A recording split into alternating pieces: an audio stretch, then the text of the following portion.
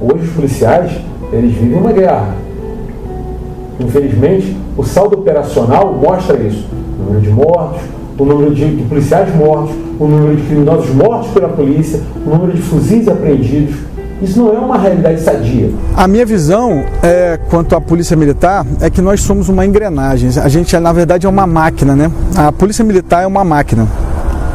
E essa máquina, ela depende de todas as engrenagens para poder funcionar direito. É possível descobrirmos caminhos diferentes para atingirmos resultados promissores para todos, seja para o policial ou para a própria comunidade. Aquele que resiste a tudo, uma hora vai quebrar. A gente tem que saber, olha, até aqui eu posso ir. Nós temos que ter parâmetros mínimos de segurança e de saúde para a nossa atuação.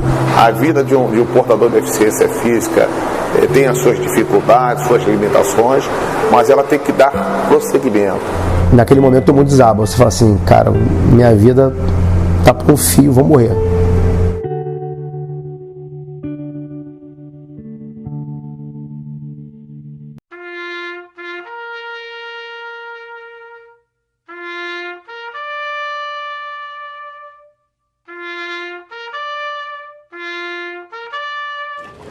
Quem assume o compromisso de ser militar, assume o compromisso de dar a vida pelo outro, que nem conhece, no servir e proteger ao próximo.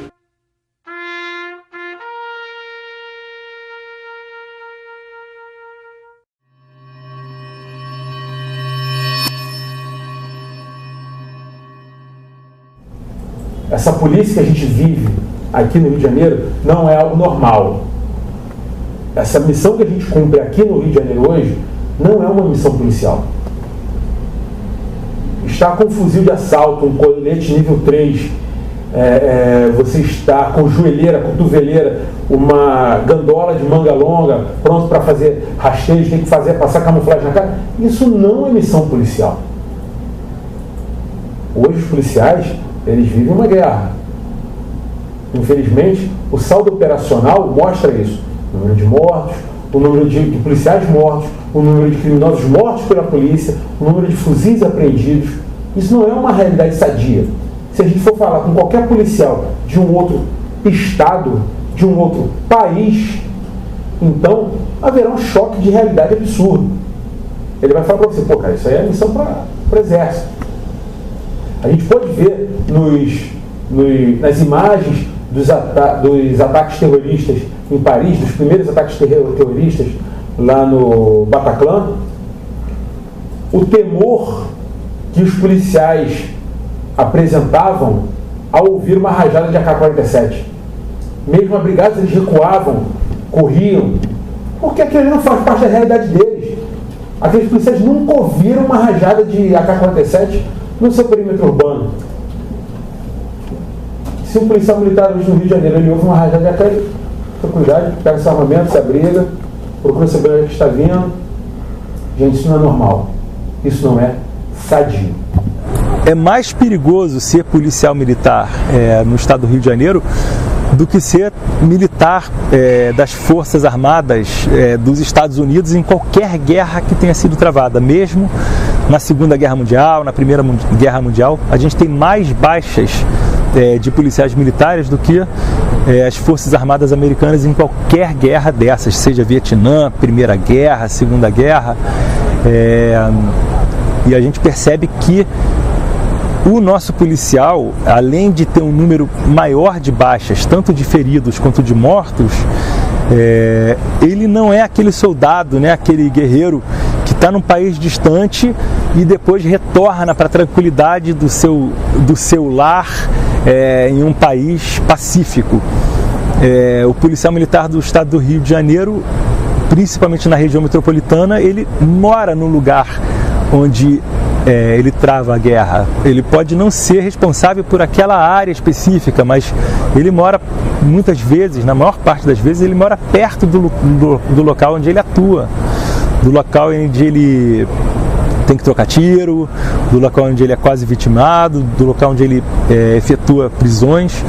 Então, o policial militar do Rio de Janeiro, ele tem essa característica de habitar esse cenário o tempo inteiro. Então, o tempo inteiro ele está sujeito a esse estresse de guerra e aos riscos que essa guerra implica, né?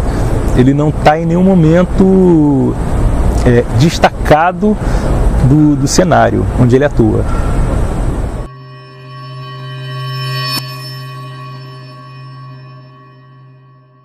O número de policiais mortos, ele reflete bem uma realidade hoje vivida pelo cidadão fluminense, pelo cidadão carioca em especial. Hoje o que a gente observa é que o policial militar, ele é vítima de uma violência que atinge a todos nós, cidadãos. Uma violência urbana que está presente nas ruas por diferentes fatores. Hoje os policiais, eles morrem vítimas de um crime corriqueiro, que é o roubo de veículos. Então, o policial, muitas das vezes, ele é abordado com sua família, com o pai de sua mulher, seus filhos, parentes, ou estando em um trânsito, vindo do mercado, ou saindo de serviço, são abordados para ter o seu auto roubado. Uma vez identificados como policiais, eles são executados. Para o policial, não cabe aquele destino corriqueiro da vítima de um assalto. A ele não cabe apenas perder o seu bem. Uma vez identificado, ele é morto, ele é executado. Dentre os momentos difíceis que eu passei na polícia, eu acho que o mais difícil de todos foi quando eu fui baleado, em 2004. Fiz inclusive agora 14 anos, dia 12 de abril. Completaram 14 anos que eu fui baleado durante uma operação. Eu sou piloto de helicóptero também na polícia. Na ocasião eu era copiloto, estava numa operação no Morro de São Carlos e dispararam contra a aeronave, a gente estava trocando tiro com os bandidos em terra e um atirador dos traficantes atirou contra a aeronave, eu fui atingido com tiro de fuzil no peito, transfixou o colete. Na época o colete ele não tinha proteção balística contra tiro de fuzil, então o tiro transfixou o colete, transfixou meu pulmão, parou nas costas. Na mesma hora eu percebi que eu tinha sido baleado. E eu sabia que tinha sido um tiro de fuzil pelo próprio estampido do tiro. Eu sabia que era um tiro de fuzil. E naquele momento ficou muito claro para mim que a minha vida estava por um fio, né? Então você pensa, e agora? O que eu faço? Estou baleado. Eu reportei para o piloto, ele na mesma hora saiu com a aeronave de cima da favela, né, e veio para cá, para o batalhão de choque, que é o local de pouso mais próximo do nosso hospital.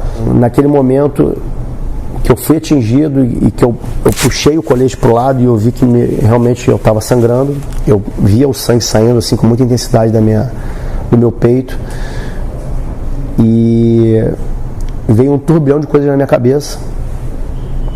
Eu tinha 28 anos na época, não tinha filho ainda, e aí o pessoal diz que passa um filminho da vida na sua cabeça, né? O que veio na minha cabeça naquele momento foi um turbilhão de coisas que eu não tinha feito ainda, né? E aí eu comecei a pensar o seguinte, falei, caramba, eu vou morrer com 28 anos e quantas coisas eu deixei de fazer na minha vida, quantas coisas eu queria ter feito, não tive a oportunidade de fazer, ou não fiz por algum motivo, e não vou conseguir concretizar isso, né?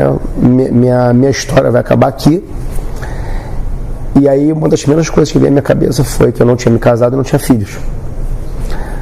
Essa foi, acho que a coisa que mais me marcou realmente foi isso, né?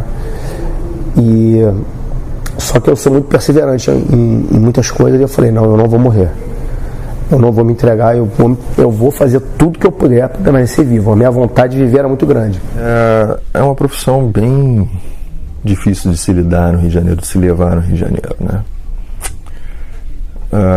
Tive uma perda na família, que é o meu primo. Ele era o piloto do helicóptero que caiu ali próximo à Cidade de Deus, linha amarela. Bom, e aí quando você faz uma retrospectiva, né, você começa a pensar como é que se deu isso, eu imagino, fico me perguntando, né? Meu primo, ele é novo, antes de entrar na academia, aquela coisa de estar do jovem perdido, né? Não sabe qual profissão vai seguir, as opções dos vestibulares, qual carreira que vai seguir. Essa decisão ela ocorre muito cedo na nossa vida. E eu sugeri que ele fizesse prova para academia, né? Meu irmão já estava na academia, eu entrei, meu primo entrou. E aí, que incentivo, né? Meu primo foi o meu bicho. Eu estava no 3º ano da academia, ele estava no 1º ano. Assim como eu fui bicho do meu irmão estava no 3º ano e eu estava no 1º ano. São 3 anos de formação. Apoiando meu primo todo momento, no 1º ano e tal. E formatura, felicidade, né?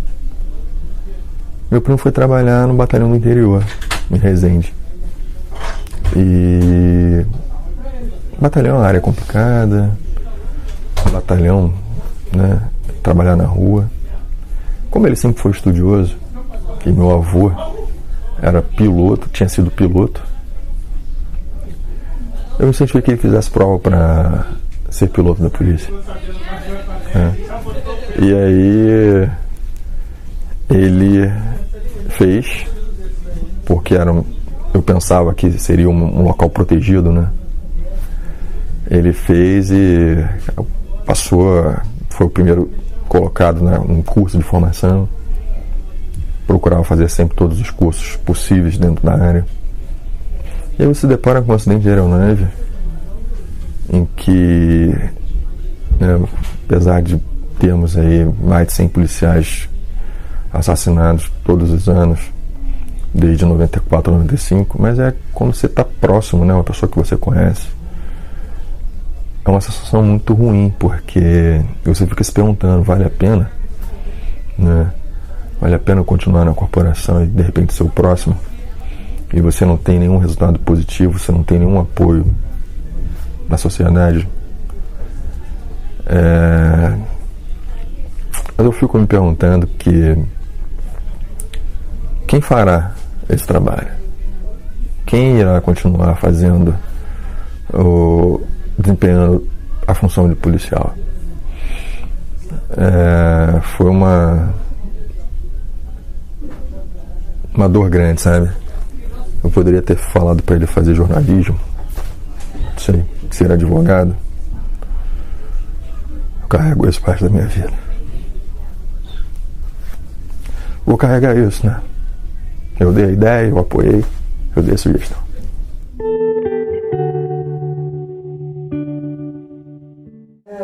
É difícil falar sobre isso, né? Porque realmente a gente traz na memória muitos amigos que já se foram, certo? Mas também mostra,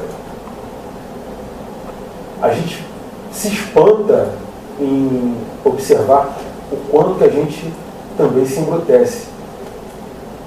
Quando a gente seca por dentro, as lágrimas já não descem mais com a mesma facilidade que descia. A realidade é cruel, a realidade é dura.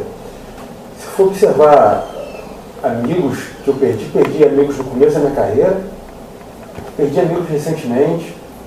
Você para ver a quantidade de policiais que já se foram, gente boa, sabe, gente do bem, chefes de família, caras que faziam uma diferença nesse mundo aqui, nesse plano terreno tão absurdo, tão degradante. E esses caras fazem muita falta. Hoje a gente vai lembrar de muitos amigos, mas ainda assim o que nos resta é a memória deles e saber o que eles fariam se estivessem aqui, nesse plano ainda. Eles estariam fardados, estariam ainda no combate, estariam ainda fazendo o que gostam, né? Mas aí você começa a ver assim, policiais, mesmo que você não tenha convivido, a história deles passa nas suas mãos, aqui, na comunicação social. Pai, meus filhos, você vai ver o filho, tem a idade do seu filho, você vê, ou então um garoto jovem que acabou de entrar na polícia, 20 e poucos anos, morrendo, sangrando num beco escuro. Tudo isso choca muito, é uma realidade de muita violência, que sim, às vezes faz balançar o guerreiro que a gente está dentro de si. Não é fácil. E aí a gente observa combatentes chegando ao fim da carreira bem, inteiros, sadios. A gente tem que agradecer a Deus por cada um deles e pensar que eles são realmente exemplos e mirar neles com foco para poder realmente cumprir a nossa missão e terminar o nosso serviço.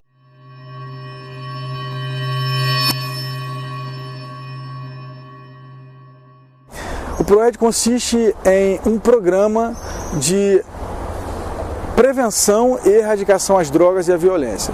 Já teve várias vertentes, sempre voltadas para a prevenção, sempre voltadas para a educação.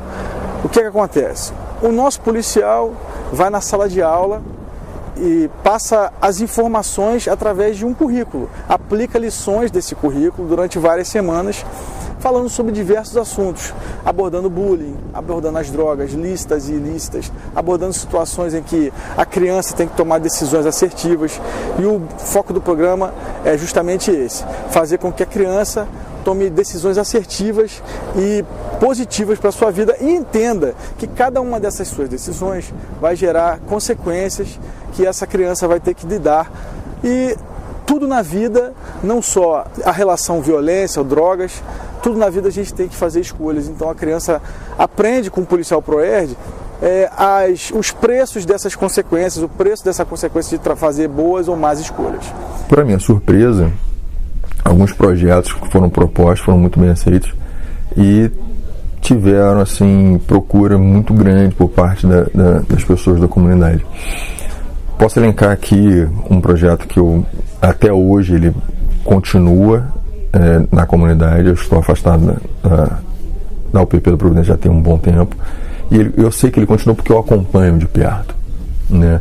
Que é um projeto de jiu-jitsu que foi implantado que funciona dentro da base. Conseguimos patrocínio, conseguimos montar uma área de tatame, conseguimos kimonos, as crianças participam de competições oficiais. Nós tivemos até um adolescente, o nome dele é Gabriel, que ele foi para a Califórnia e sagrou-se campeão mundial na competição lá na Califórnia.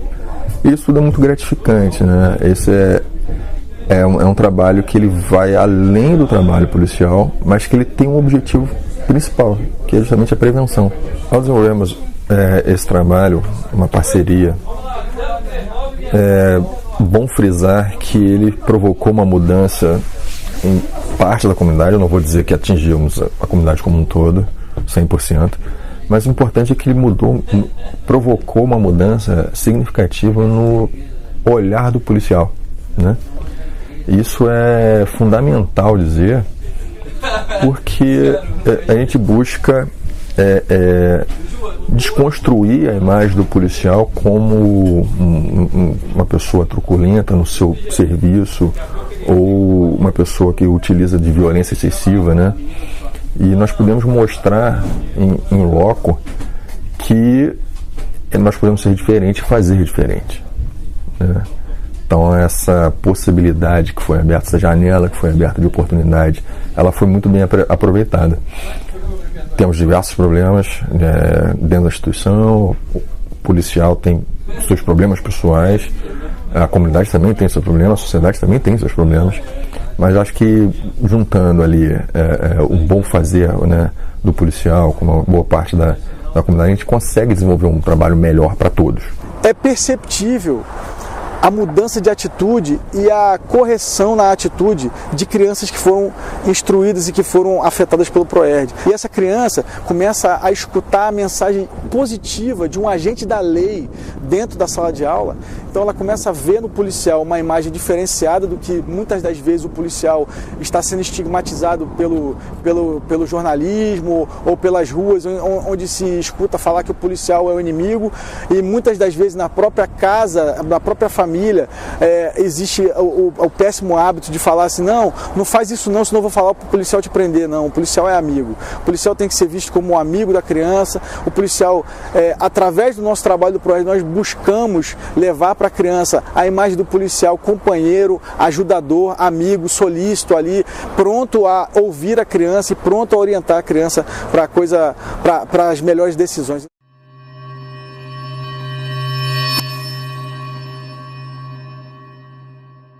Essa dedicação que a gente leva para o trabalho, isso implica em perdas na nossa vida pessoal. Em que sentido? Eu diminuo o contato. Eu tenho 2 filhas, eu tenho uma filha de 8 anos, uma filha de 10 anos e a minha esposa. Então eu acabo diminuindo muito o contato que eu tenho com as minhas filhas. Então às vezes eu tenho menos de meia hora, ou meia hora no máximo, para ter um contato no final do dia com as minhas filhas, né? E eu sinto isso e elas mais ainda. Então elas reclamam, às vezes elas me ligam: papai, você está onde? Você já está vindo para casa? Você já chegou? Você já está próximo de casa? Quanto tempo você chega? Aí como elas já estão maiorzinhas, elas falam: papai, não é justo, você trabalha demais, a gente não tem tempo para brincar, a gente não tem tempo para ficar junto, e isso dói no coração, né? Você abrir mão desse contato da família em prol do trabalho, por conta da dedicação. Então, mas a gente tenta fazer o melhor dos dois lados, então a gente tenta fazer o melhor dos 2 mundos, né? Então eu explico para elas: filha, mas o papai está trabalhando, quando o papai poder, o papai chega mais cedo e tal. Mas é difícil, o trabalho exige muito da gente. Nós buscamos conquistar a confiança das pessoas. O exército americano fala muito sobre isso. São operações psicológicas, conquistar corações e mentes. Nós temos que mostrar para as crianças, por exemplo, caminhos a serem seguidos e que esses caminhos possam trazer coisas positivas. Todas as vezes que eu desenvolvi uma atividade na comunidade, era o objetivo específico de conquistar a confiança das pessoas e trazê-los para o nosso lado, né? O lado do bem, vamos dizer. Então a interação com as crianças era muito positiva, era muito boa. Minha sala vivia cheia de crianças e eu não conseguia trabalhar, despachar, porque toda hora tinha alguma criança entrando que passava lá para dar um bom dia, falava com o pessoal da administração. Era uma relação muito boa, muito positiva e muito promissora, né? Isso não tem dinheiro que pague. Você trabalhar num ambiente que é extremamente positivo, apesar de termos diversas dificuldades, mas você tinha o ganho real, né? Você conseguia perceber e ver o resultado do seu trabalho, o ganho do seu trabalho. Então, assim, particularmente, ver nas crianças essas mudanças e ver policiais que também chegaram muitas das vezes aqui para fazer o curso de instrutores, o cara meio duro, meio coração de pedra, mudar de atitude depois que viu o trabalho sendo feito, depois que sentiu que o seu trabalho não é mais enxugar gelo, sentiu que o seu trabalho tem realmente efetividade na sociedade, tem um impacto numa família, num ambiente escolar. É gratificante, é um trabalho que eu sempre digo isso para muitas pessoas que a gente tem a oportunidade de conversar: trabalhar no PROERD, na Polícia Militar também, mas trabalhar no PROERD dentro da Polícia Militar é um sacerdócio. É um sacerdócio porque é para quem ama o que faz, e dificilmente você não ama o que você faz aqui.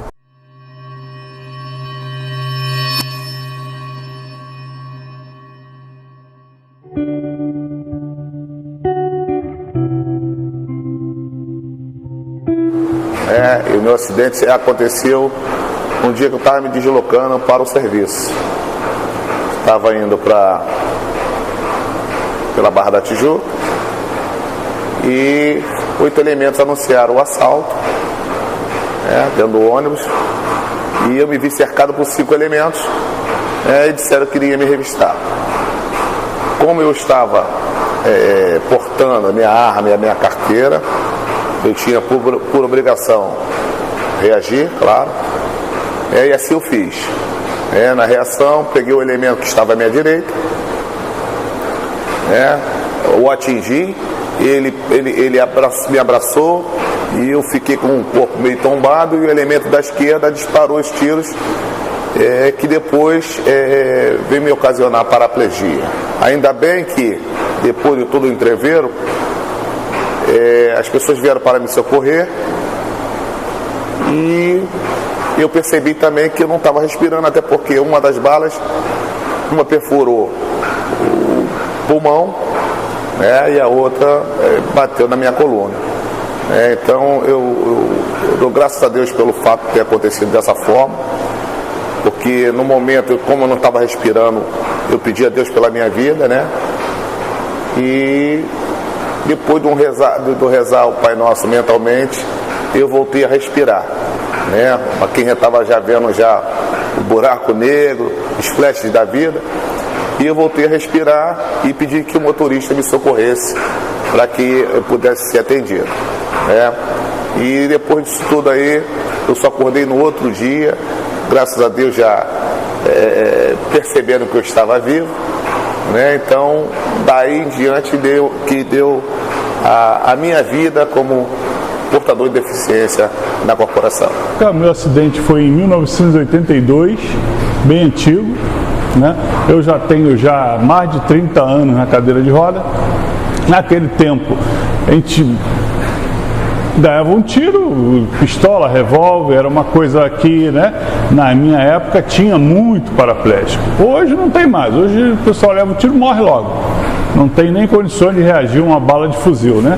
Comecei a fazer o tratamento aqui no Centro de Fisiatria, né, com muita dificuldade, até porque é uma situação nova em que a gente se encontra, se depara e nunca espera, mas com otimismo e perseverança, né, nós conseguimos alcançar aí a plenitude da reabilitação. Bom, depois do trabalho de reabilitação, nós nos preocupamos, na verdade, em poder dar uma atividade, né, uma outra atividade que não fosse somente a reabilitação para o nosso portador de deficiência física aqui da corporação.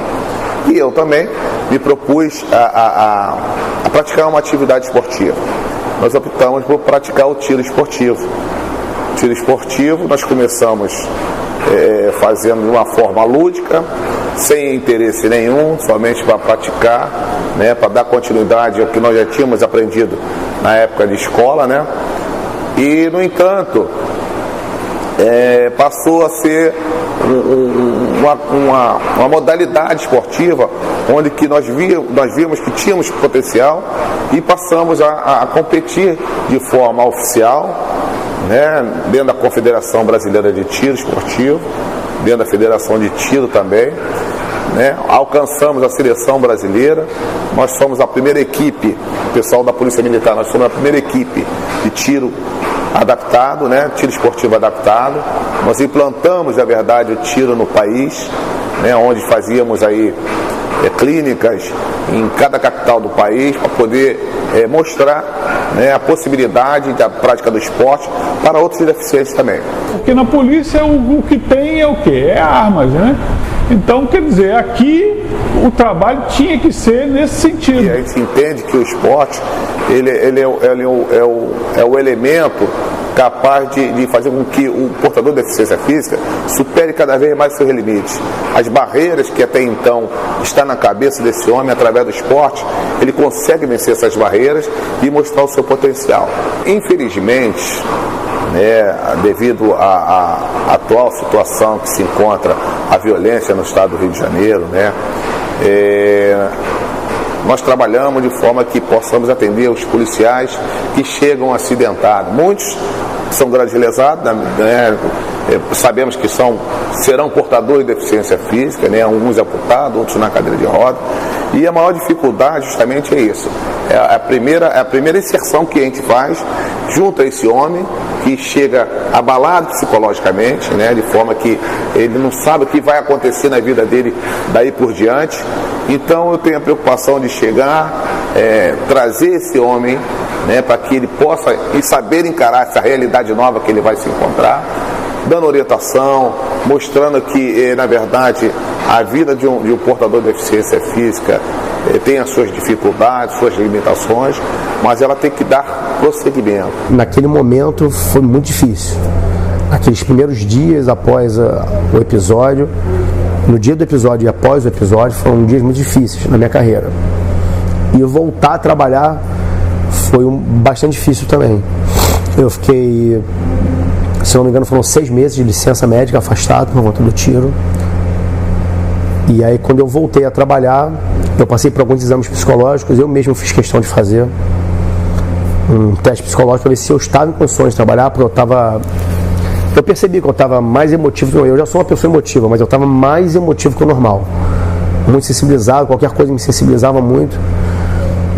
E o psicólogo falou, fez os exames, fez os testes e falou, não, você tem condições de trabalhar, você está bem, esse estado mais emotivo que você está é normal, você passou por um evento muito traumático muito recentemente, mas você tem condições de trabalhar, você está consciente de tudo isso, você está estável e tal. E assim que eu voltei a trabalhar, a primeira operação que eu participei já teve uma troca de tiros com o helicóptero novamente. E as primeiras operações, assim que eu voltei a trabalhar, eu senti uma sensação horrível de que aquilo ia se repetir. Eu sempre ficava esperando tomar outro tiro. Então as primeiras operações foram muito difíceis e eu tive que lutar contra mim mesmo para não me deixar ser tomado por esse sentimento de medo, de angústia. Então assim, eu ia extremamente angustiado, mas eu me forçava a passar por aquilo para eu superar aquilo. Porque eu sabia que a vida continuava, eu ia continuar na polícia. Eu já tinha decidido que eu ia continuar nesse momento e que eu ia permanecer na polícia, que eu ia continuar fazendo o que eu estava fazendo. Então, se eu tinha tomado essa decisão, eu precisava superar aquele fato, aquele episódio, aquela situação. E aí eu lutei muito internamente, né? Trabalhei o meu psicológico mesmo, em como lidar com aquelas situações, e felizmente eu consegui superar e toquei minha carreira adiante. Um ano antes de eu vir para cá, para o Proerj, exatamente um ano antes de eu vir fazer o curso, eu perdi uma filha. Minha filha morreu, assim, foi muito traumático, porque o sonho da minha vida era ser pai. E a minha filha nasceu e morreu. A minha filha faleceu no dia que ela ia nascer. E eu achei que eu não ia me recuperar. Eu achei que aquilo ia ficar um buraco e eu escondia esse buraco com outras coisas. Eu procurava preencher esse buraco com outras atividades, coisas que me deixassem dissuadido daquele trauma, daquela dor. Exatamente um ano depois eu encontrei o tampão correto. Eu encontrei o curativo que me fez renascer para encarar a vida de outra maneira. Eu sabia que aqui tinha alguma coisa melhor para mim, eu sabia que Deus tinha preparado alguma coisa melhor para mim aqui, que a minha experiência aqui seria crescer mais para eu conseguir realmente ser pai do menino que eu sou pai hoje. Eu sou pai de um garoto de 3 anos, do Arthur, e eu acho que se eu tivesse sido pai da Gabriela, eu não teria sido o pai que eu sou hoje pro Arthur. E o Proerj foi fundamental. Parece estranho falar de trabalho e relação de pai e filho, mas aqui a gente lida com criança. Aqui a gente lida diretamente com a responsabilidade que um pai tem com uma criança dentro de casa.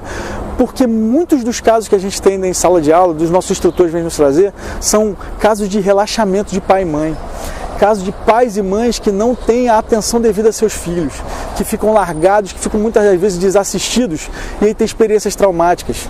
Experiência com droga, com álcool, com cigarro, com sexo, com violência, com bullying, porque o pai não está próximo, porque o pai e a mãe não estão ali atentos, não estão dando amor suficiente, não estão dando atenção e carinho suficiente. Então, eu me transformei no pai que eu sou hoje, eu talvez me construí da maneira correta para ser pai, aqui por causa do Proerj. Então foi a maior influência que eu poderia ter na minha vida para ser um bom pai, foi trabalhar nesse lugar.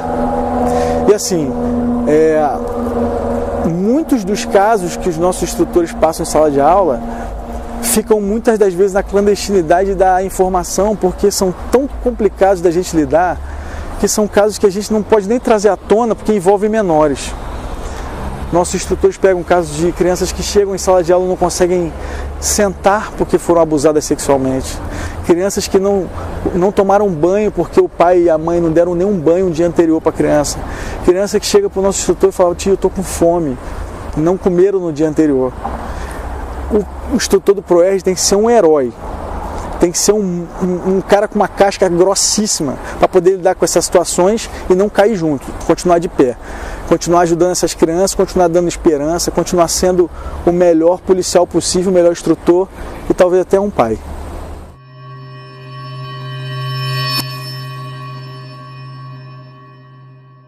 E existe uma cultura na nossa sociedade de se esperar tudo da polícia. Né? O hospital pode falhar, o hospital pode estar superlotado, sobrecarregado, a escola pode ter aprovação automática, Se o professor reprova alguém, ele prontamente é sancionado pelo seu chefe. Então, existe uma instância na nossa sociedade que não pode falhar. E essa instância é a PM. Se um PM falha, né, se um PM não está no local onde uma pessoa foi vitimada, onde houve um assalto, a primeira coisa que se fala é cadê a polícia? Né, o comandante cai. Então, existe toda uma pressão social que recai sobre a Polícia Militar. Pelo cotidiano violento do Rio de Janeiro, você passa a ter contato mais intensamente com essa violência. Você passa a viver isso muito próximo. E isso causa efeitos na sua vida pessoal, na sua vida psicológica muito fortes.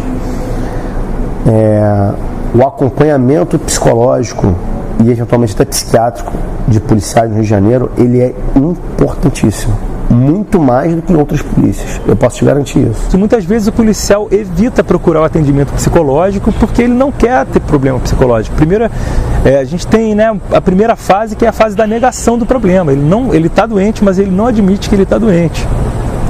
Depois, quando ele procura o atendimento, né, o atendimento muitas vezes é tarde. Ele procura tarde demais e aí ele já precisa recorrer à psiquiatria, porque ele ficou segurando aquela bomba e ele uma hora explode. E aí quando ele procura a psiquiatria, tem a opção do afastamento psiquiátrico, que é uma coisa que ele evita a todo custo, porque ele perde o porte de arma, né, temporariamente, ele fica mal visto pelos seus colegas, fica mal visto pelos seus chefes, e então ele evita a todo custo.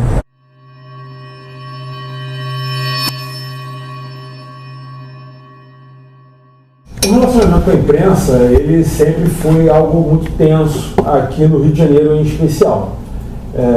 Hoje, eu posso falar que pela função que eu desempenho, que a gente tem buscado compreender e atuar no meio campo para que os anseios de ambos os lados sejam atendidos. Eu digo ambos os lados, a mídia e também o nosso público interno. Então, fazer essa mediação é muito importante.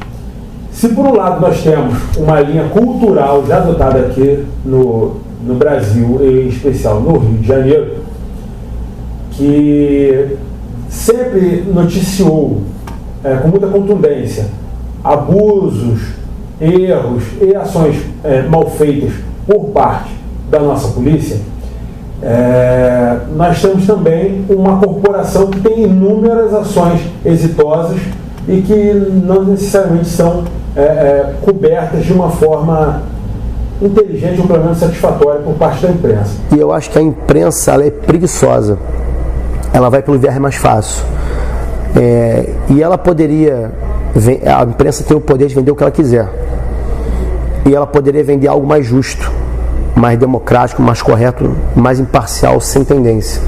Mas ela vai pelo viés mais fácil, que é o viés que já vem há muitos anos, que é bater na polícia, criticar a polícia. Veja bem, não que a polícia não tenha que ser criticada. Ela tem que ser criticada sim, porque através da crítica é que a gente busca as melhorias. Só que há um excesso do que é falado e há muita distorção do que é falado, muita distorção da realidade. Muitas coisas que são colocadas como erros, excessos ou abusos da polícia não são na realidade, mas são passados dessa forma, e isso amplifica esse distanciamento da polícia com a sociedade. Isso gera uma opinião na sociedade que a polícia é totalmente despreparada, que a polícia não quer o bem da sociedade, que a polícia só quer o mal, quer atender aos interesses do Estado e não os interesses da lei. Sabe, a polícia não está para atender interesses de governante. A polícia atua para defender a lei, para fazer cumprir a lei. Eu acho que pior que a sociedade é a própria imprensa, porque muitas pessoas não têm a oportunidade de conviver, de conhecer a rotina e os bastidores. Então, o que a imprensa joga, elas vão formar a opinião delas a partir daquilo. Mas a partir do momento que você acompanha, você começa a entender como que você vai cobrar de um policial que não tem o treinamento adequado, que não tem a estrutura de trabalho adequada, que não tem apoio nem da sociedade, nem de quem deveria estar à frente, que é o Estado, que é o governo. Então é tudo reflexo. Quando as pessoas culpam o PM por um tiro errado, as pessoas não sabem o que passa, ou ele não consegue descansar o horário mínimo, ele não tem uma refeição mínima, e ele é de carne e osso. Eu acho que todo mundo está sujeito a erros. O mundo de hoje é um mundo diferente do que eu cresci, em que nós tínhamos uma única voz que era exarada através dos jornais e da mídia televisiva. Hoje, através das redes sociais, todos nós podemos ter voz. Isso tem um lado bom e um lado ruim. Ao mesmo tempo que nós temos muitas injustiças sendo cometidas nas redes sociais, nós também temos uma oportunidade de debatermos e discutirmos, enquanto público representativo de uma corporação, temas que para nós não teve uma cobertura satisfatória na grande mídia. E a imprensa também sente isso hoje.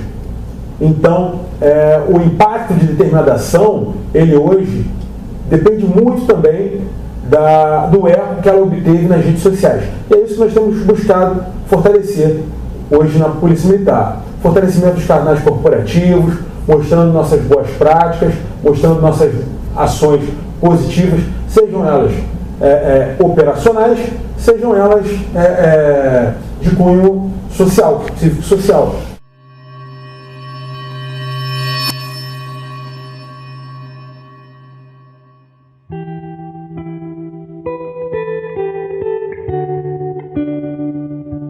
Eu sou o primeiro-tenente Nilton da Silva, represento o movimento SOS Polícia.